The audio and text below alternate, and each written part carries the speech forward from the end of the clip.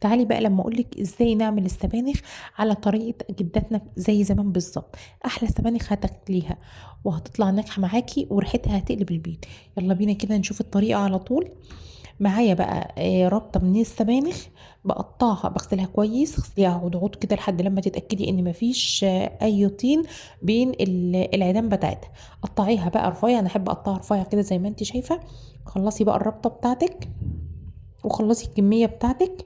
وطبعا بتاخدي بالك لو السبانخ بتكون فيها ورقة صفرا بتشيليها، ورقة دبلانة بتشيليها، المهم ان هي تبقى نظيفة خالص. بقطع بقى الكمية بتاعتي كلها. لكل ربطة سبانخ بيبقى عليها ربطة من الكزبرة. الربطة بتبقى حوالي نص كيلو، نص كيلو طب بشوية. بتحطي عليه ربطة من الكزبرة الخضراء، بتديها ريحة حلوة وبتنقل السبانخ في حتة تانية خالص. بخرط برضو الكزبرة لقطع رفيعة كده، علشان انا مش عايزاها تبان، انا عايزة اخد منها الريحة بتاعتها. اغسليها برضو كويس وشيلي منها اي حاجة صفرة، وابدأي خرطيها رفيع خالص كده وحطيها مع السبانخ.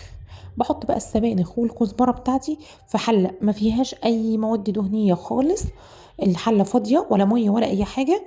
بحط السبانخ والكزبرة بتاعتي وارفعها على النار واغطيها، وما تخليش النار عالية قوي عشان ما تلسعش منك. انا بس عايزة ان انا ادبلها. بحطها بقى لما تدبل خالص. زي ما انت شايفه كده كميه السبانخ بتقل قوي قوي. وبعدين ابدا ان انا اصفيها من الميه اللي نزلت منها. انا مش عايزه سوائل، انا عايزه اخد الخضره نفسها تكون ما فيهاش اي سوائل خالص. صفيها كويس كده وعصريها بالمعلقه. بجيب بقى حله بحط فيها معلقه من السمنه وبصلايه، وبشوح البصلايه دي على النار. لما تدبل وتصفر معايا بنزل بالسبانخ والكزبره اللي انا دبلته، بديهم بقى تشويحه مع بعض كده، وتكون النار هاديه. واقلب كده فيها لحد لما بلاقي ريحتها طلعت مع البصل.